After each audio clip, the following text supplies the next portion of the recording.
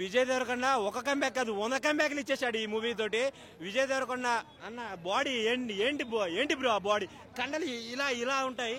ఆ గడ్డం ఆ సీన్స్ చూస్తూ ఉంటే పిచ్చెక్కిపోతూ ఉంటుంది అనమాట. కింగ్ రాయలసీమ యాసలో చెప్పాలంటే ఇటు కొట్టినాడు, కొండని ఇటు కొట్టినాడు. కొండని సినిమాలో డైలాగ్స్ అన్నీ ఉన్నాయి. ఈ సినిమా ఇండస్ట్రీని మొత్తం తగలబెట్టేస్తాడు ఈ మూవీ తోటి.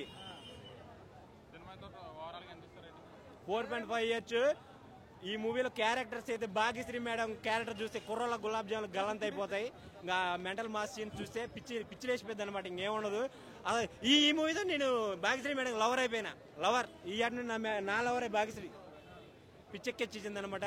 అన్నవరం వెళ్తే మనకి ఒకటే గుర్తొస్తుంది. ఏం గుర్తొస్తుంది? సత్యనారాయణ స్వామి. ఈ మూవీకి వస్తే గుర్తొచ్చేది కూడా సత్యదేవ్ అనే క్యారెక్టరే.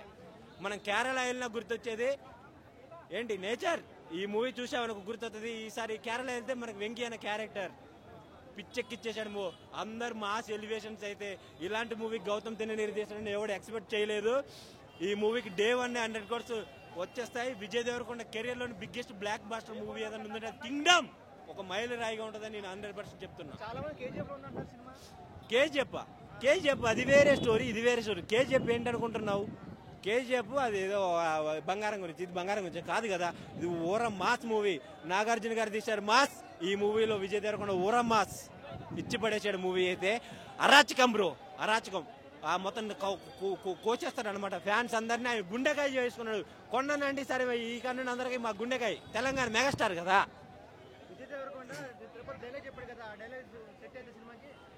విజయ్ దేవరకొండ చెప్పిండు ఎలాగా. తిరుపతి, అనంతపురం, కడప, కర్నూలు, చిత్తూరు యాడిపోయినాయి సార్ గుర్తొచ్చేది మన విజయాన్నే. యాసలో అయితే చించిపడేశాడు.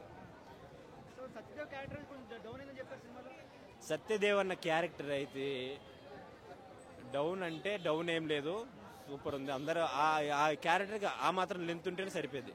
పిచ్చి ఇచ్చి ఫైట్స్ అయితే ఇంక చెప్పేది కాదు బ్రో.